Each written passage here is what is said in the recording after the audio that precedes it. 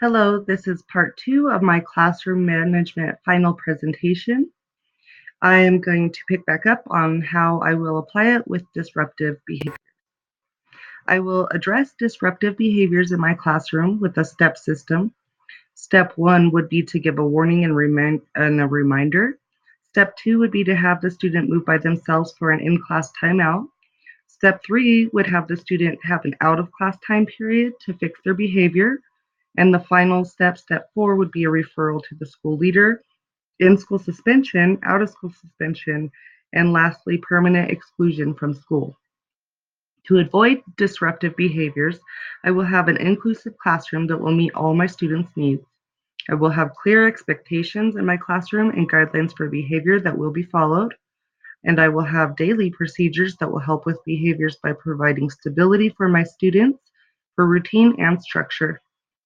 If a single student is causing disruptions, I will have a private conversation with them to redirect the unwanted behavior so it doesn't take away from the rest of my students' class time.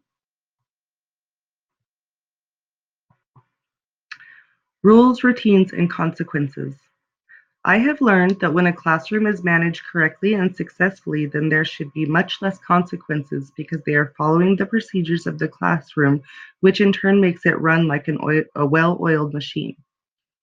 Classroom management trainings and practices should teach the educators how to build a foundation in their classroom based on relationships, prevent disruptions with procedures and routines, respond to disruptions and rule violations, prompt inclusion for students with special needs, and resolve extreme or continuing conflicts.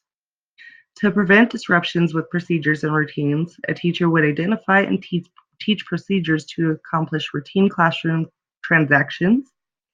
They will teach the student to automatically follow a set routine. This will be practiced and reinforced. The teacher will have the students engaged at the start of class and take attendance while they were working. This will also have a routine for they will also have a routine for sharpening pencils and also how to get help. The routines and procedures should be explained and modeled frequently until they are learned. I will apply the rules, routines, and consequences in my classroom by having procedures in place that will include my prompts. This will gain the students' attention and they will be aware of when to be quiet and wait for instruction. I will have my class follow daily routines and know how the day is ran so that they will work proficiently and stay on task when I have a substitute teacher. My students will know and understand how the classroom should run and in turn feel secure in their environment, which will increase their productivity and learning. My classroom will have clear transparency if it is a rule or a routine. I will rehearse my routines and procedures daily to ensure that the students know them by heart and follow them every day. I will have fewer rules in my classroom and more procedures to follow daily with routines. With this, it will help with disruptions and negative behaviors. I will attend all professional development possible to enhance my traits in my career, as well as learn new methods and techniques to help myself and my classroom succeed. I hope you enjoyed my presentation. These are my references that I have used throughout on my slides throughout my presentation. If you have any comments, please leave them below and have a very good night. Thank you.